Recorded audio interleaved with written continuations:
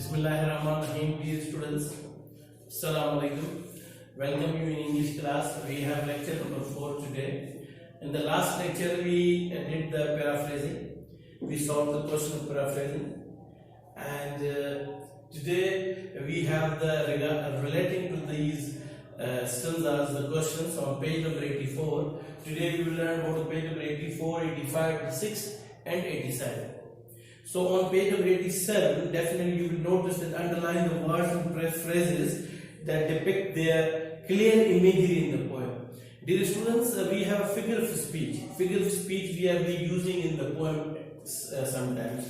In the last poem number daffodils, you would notice that we use figure of speech like simile, metaphor, personification, and imagery. We learned these 4 figure of speeches over there in the last poem number first and unit number 5 daffodils. Today we have 2 figure of speeches over there in this poem on page number 84.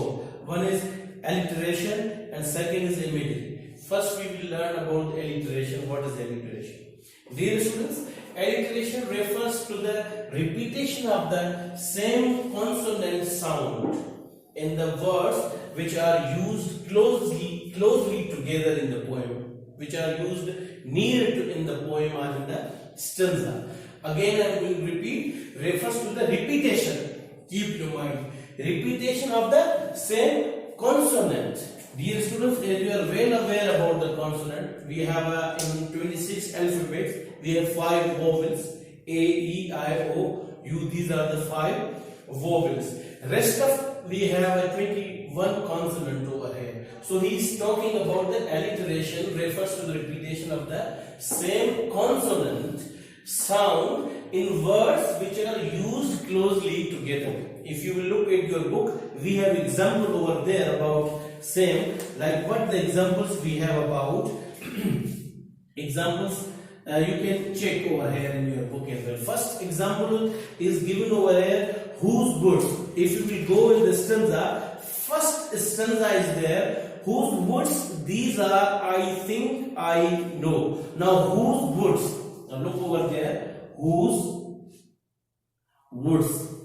Now here what is W is used over here in first. Second is also W. Both are very near. This is called the alliteration. Whose woods?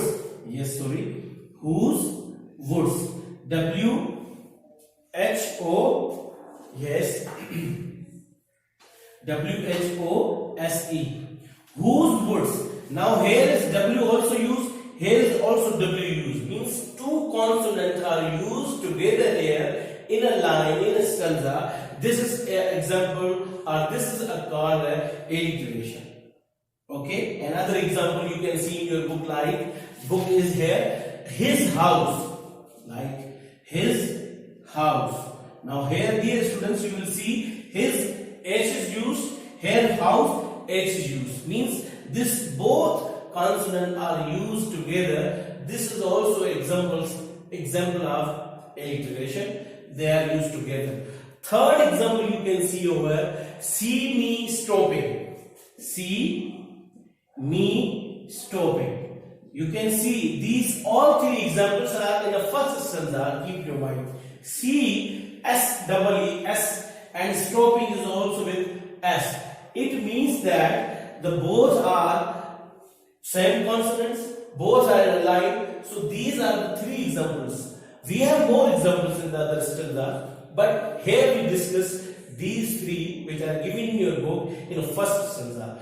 First, have a look over there. If you have a book, definitely you have a book on page number 82. You will go. Yes, 82. Whose woods these are, I think I know. His house is in the village though. His house. Look, these are the example. H and H. His house is in the village though. He will not see me stopping here. He will not see me. Look.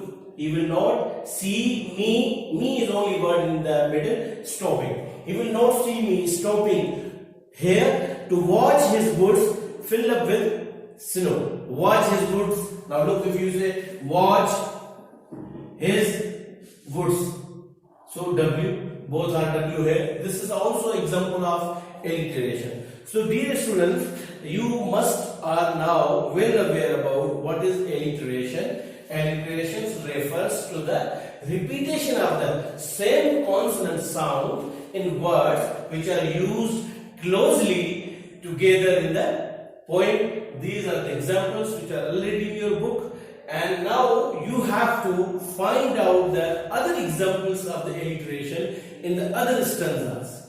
It was all about the first stanza. I told you that in the first stanza we have 3 to 4 examples. Now you are supposed to go through from the other second, third or fourth stanza. Sorry. So 3 stanzas we have more, and you have to go there. You have to make a practice at your home and find out other examples of the alliteration. This was all about the alliteration. Now we will move to another topic.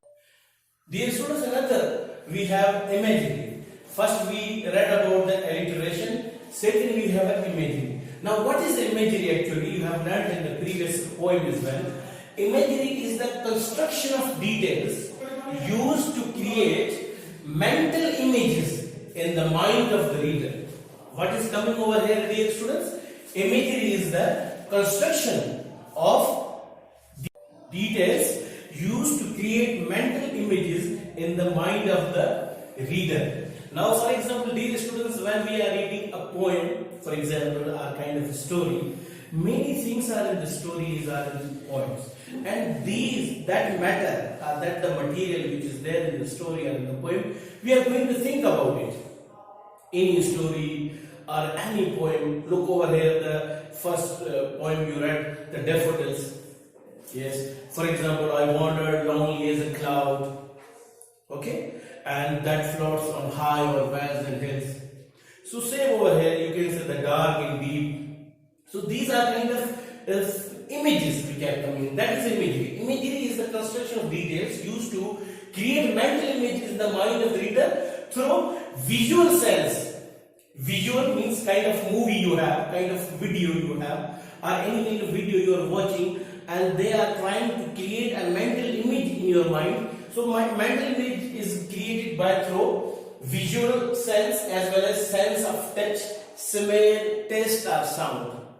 Yes, these are the parts in which you are supposed to create an image in your mind. For example, visual. Now what would be visual? If you look at your page number 84, huge trees and thick and dark forest. Huge trees, now think huge trees in the thick and dark forest. Huge trees are there, for example. Huge trees in the thick and dark forest. This is an example. Example of what? Visual means you are watching. You are watching, yes. Huge trees in the thick and dark forest. Second is auditory. Auditory means you are on audio you have. And what you are listening in audio? The rustling leaves. The rustling of the leaves means leaves are moving here and there, and the voice of and the sound of the leaves you are going to listen. That is the auditory. Third one is the smell. Supposed to be smell. What about scent of apples? Scent of apples. Now, for example, if you are going to read a story, if you have kind of a story and you are reading, there are two students went in the garden and they saw there fresh oranges, fresh apples, and the scent of apples was beautiful or attractive. Okay, so here that is regarded to the smell, scent of apples. Second is taste. Taste means sweet and juicy oranges. Yes, sweet and juicy oranges. Now, for example, the fresh oranges. You are in the garden and you are watching there. There are the trees of the oranges, trees of the apples, and you are going to take an orange and you are going to open and you are going to take to eat. So sweet and juicy oranges over there. This is an example of the taste. Second example, touch. Touch means you are supposed to be say rugged and rough path. A rough path. Sometimes we create image that silky one. You have a kind of silky. When it is written on the story in the poem, that it is coming in our mind. Oh, a rugged and rough path, a silky cloth, a silky way. So these all are the images which are going to be after the reading of the poem. These images are created in our mind. That is called imagery. First we learned alliteration, the same repetition of the consonants coming in the stanza is called alliteration, and this is an imagery which is coming in our minds through images. There are 5 kinds: images by visual, as well as sense of touch, smell, taste, or sound. So dear students, this is all about the alliteration imagery on page number 84. Then dear students, we will move to page number 85. On page number 85 we have exercise number D. What is exercise D? Identify alliterations and metaphors in the poem. So this is your homework, that you have to find out the alliteration and metaphor in the poem. You know very well metaphor. Metaphor, what is metaphor? If you will recall your memory, that metaphor is that where if we write a comparison of two things, between two things, and we omit the like, is called a metaphor. For example, he proved a loyal in the fight. He proved a loyal in the fight. Now if we say he proved like a loyal in the fight, we will remove like and we will write only he proved a loyal in the fight. That is a metaphor. Means in simile we use like. In metaphor we don't use the word like or as. If we will remove like and as, that is called a metaphor. So exercise D, identify alliterations, imagery, metaphors in the poem. And exercise E, paraphrase the following stanza. The woods are lovely, dark and deep, but I have promises to keep, and miles go before I sleep, and miles go before I sleep. So this is kind of, dear students, exercise E. And then we have exercise circle the correct option. Exercise B we have in vocabulary. We have circled the correct option. I will just help you to solve this exercise. The poem is suggestive of profound thoughts about. Now what is the meaning of profound? Means deep thoughts which are hidden, in other words, or which is something which is over there on that time on the surface, and which is hidden meaning. So what would be the hidden thoughts of this? A sense of woods in winter, a reality of life and death, and a song of enjoyment. So I will go with B, reality of life and death. The poem presents a conflict between poet and his friend. B, obligations of life, desire to escape from them, a poet and force of nature. So dear students, in the option number 2, definitely B, obligations of life and desire to escape from them. We have lots of obligations in life. Even we want to escape from them, but we can't. Everyone who is here in the world, he is much busy in his task, and he wants to escape, he wants to move, but he cannot. So we have to fulfill all the goals. Number 3, after reading the poem, we what get? A, feel fed up of life. B, wish to sleep for a long time. Or C, get ready to face the challenges of life. Dear students, option C is correct. Get ready to face the challenges of life, because we have lots of challenges and we are brave, and we have to be brave to face these challenges. Look over there in the stanza, I say that the woods are lovely, dark and deep, but I have promises to keep, and miles go before I sleep. So means challenges are over there and we have to face them. Number 4, the poem conveys to us only a surface meaning, profound thought, no meaning at all. Yes, there is. That is B option. Profound thought means deep thought. Hidden thought is giving us that we have lots of challenges and we have to face and we have to fill these kind of challenges. Number 5, dark woods symbolize darkness spread around the world, death and departure to another world, darkness in the mind of poet. I think it will be both A and B, both are very close, and death and departure to another world is also kind of this. So dear students, it was exercise number 86. On page number 86, it was exercise number B. Now we have a grammar section. So we will look over there on page number 86. Page number 86, students, we have a grammar section. And definitely book, you have a book and you will check over there. The first one is the adjective phrase. Before to start the adjective phrase, dear students, usually you know very well that I always ask the question that first, what is the adjective? You starting the adjective phrase, but I am going to ask you what is an adjective only. You know, we have 8 parts of speech. I told you earlier in the last lecture as well: noun, pronoun, verb, adverb, adjective, preposition, conjunction, and interjection. So this is also a part of parts of speech like an adjective. What is an adjective? An adjective is a word. Yes, an adjective is a word which describes noun or a pronoun. Very good. Noun or pronoun. For example, we say, he is a good boy. He is a good boy. Now here the good is an adjective telling more about he is a good boy. Okay, more we have examples of this is a beautiful picture, this is a beautiful painting. So beautiful is also example of an adjective which is telling more about noun or a pronoun. We have a pronoun over here. So dear students, an adjective is a word which describes a noun or a pronoun. But again, here in our course on page number 86, we have example of adjective phrase.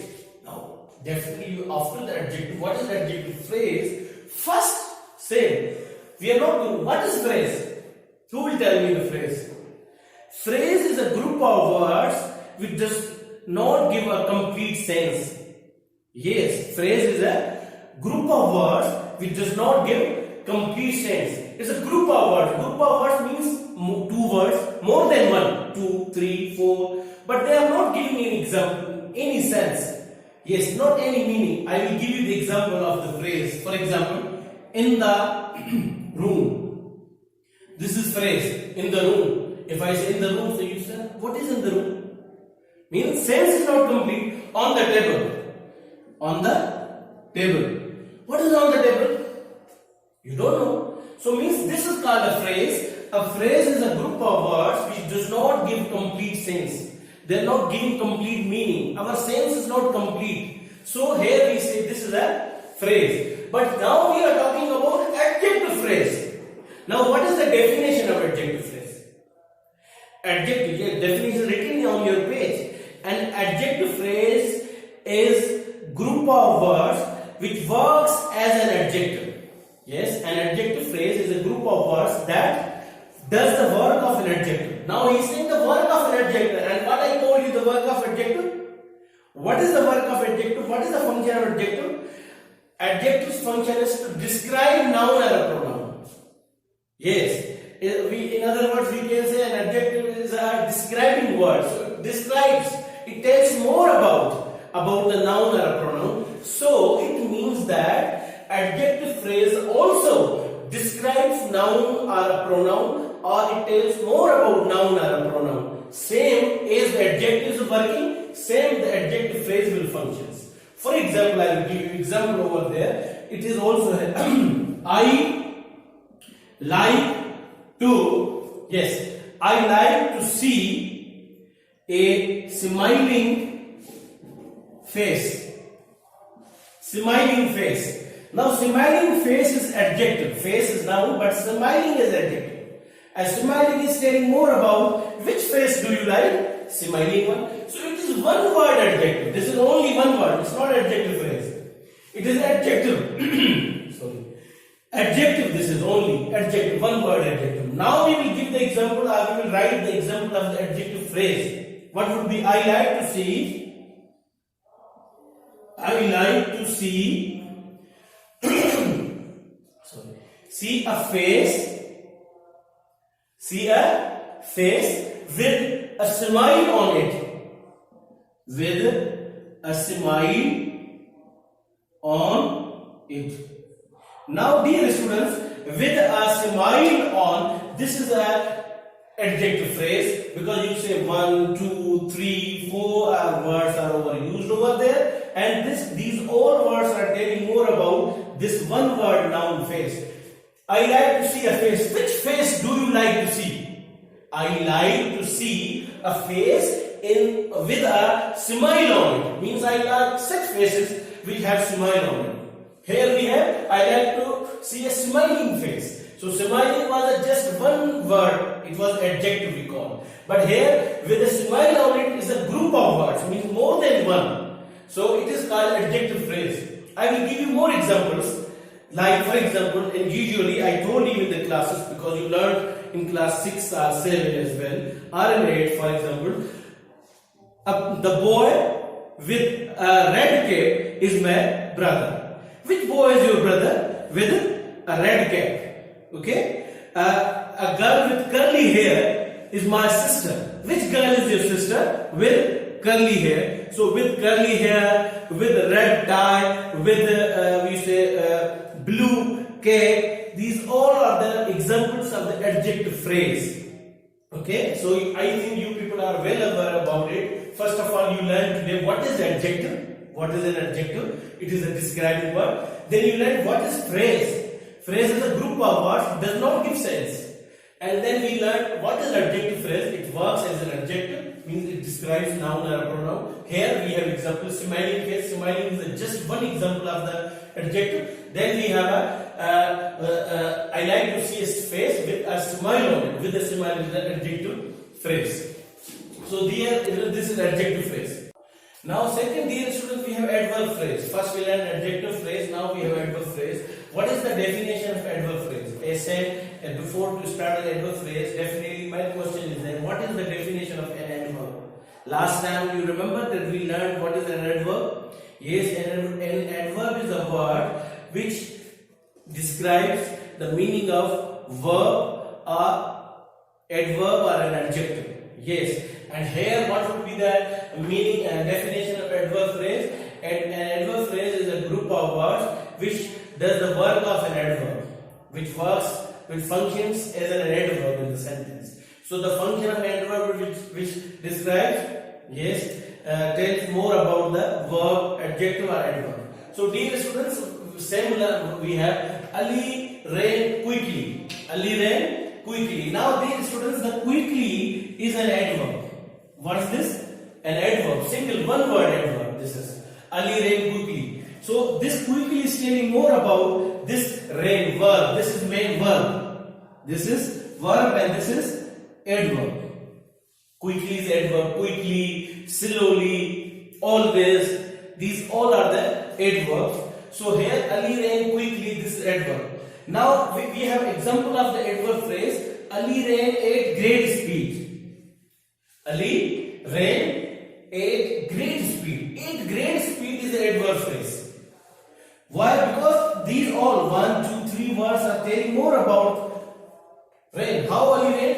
At a great speed. How Ali ran? Ali ran quickly. So both words, quickly or at a great speed, both are working as an adverb. What is the difference between these two words? Only difference is that this is a single word and here is a phrase. Phrase means more than the one word. So adverb phrase is a group of words which works as an adverb in the sentence. Example is Ali ran quickly and Ali ran at great speed. We have many examples of this adverb phrase. So dear students, after the adverb phrase, we will move to the page number 87. Page number 87. 87 page we have exercise A, exercise B. What is the exercise A? Have a look over there, dear students. Replace each of the following underlined adjective phrases by an adjective. Again, replace each of the following underlined adjective phrases by an adjective. Now we have adjective phrases, and what we have to do, we have to replace these adjective phrases into single adjective. It means we have phrase and we have to change. First one, he wore a turban made of silk. Now underline made of silk is an adjective phrase. Now what we have to do, we have to change this phrase into a single adjective. How you will do? Yes, he wore a silk turban. Silk is an adjective and turban is a noun, and silk is telling more about the turban. He wore a silk turban. Good, very good. Second, he is a man without a friend. Yes, so he is a friendless man. Okay, so this is also, now dear students, number 4, it is of no use. It is useless. Yes, one word. And then he is a man of sense. He is a sensible man. So man of sense is a phrase, and we changed it in a sensible man. Sensible is an adjective and telling more about the man noun. He is a sensible man. Again, dear students, we have exercise B. Have a look. Replace each of the following underlined adverbs by an adverb phrase. Now here what we have to do, adverbs are given and we have to change them in adverb phrase. Means one adverb is given over here, and now we have to change these in adverb phrases. Means more than, as I told you, one adverb is Ali ran quickly. Now how in quickly, the word quickly is only adverb. Now what we have to do, we have to write adverb phrase like Ali ran 8 great speed. Now 8 great speed is adverb phrase. So same we have to do over there. Look over there on the first example. The pigeon flies swiftly. Pigeon flies swiftly. Now swiftly is adverb. Now what we have to do, we have to write in an adverb phrase. The pigeon flies with swiftness. With swiftness is an adverb phrase. Second example, dear students, we have he tried hard. He tried hard means he tried with great effort. With great effort is the adverb phrase. Number 4, he spoke eloquently. Now what, he spoke in an eloquent manner. He spoke in an eloquent manner. In an eloquent manner is an adverb phrase. And the last, did Sarah behave well? Did Sarah behave well? Well is adverb over here, and now we have to change it in adverb phrase, and that would be, did Sarah behave in a good way? Yes, did Sarah behave in a good way? In a good way is adverb phrase. So these exercises, dear students, we have completed on page 87. The last exercise, make 3 sentences using adjective phrases and 3 sentences using adverb phrases. This is your homework. Do at home. 3 examples of the adjective phrase, 3 examples of the adverb phrase, and this was the all about here. And try to write the summarize of the poem Stopping My Boots on a Snowy Evening. This was the unit number 8, dear students, and I tried my level best to make you understand in unit 8 about the paraphrasing, about the figure of speech, and then we also few words about the grammar, adverb phrase and adjective phrase. I tried my level best. This was the all about from the lecture number 4. See you again inshallah. Till then, Allah Hafiz.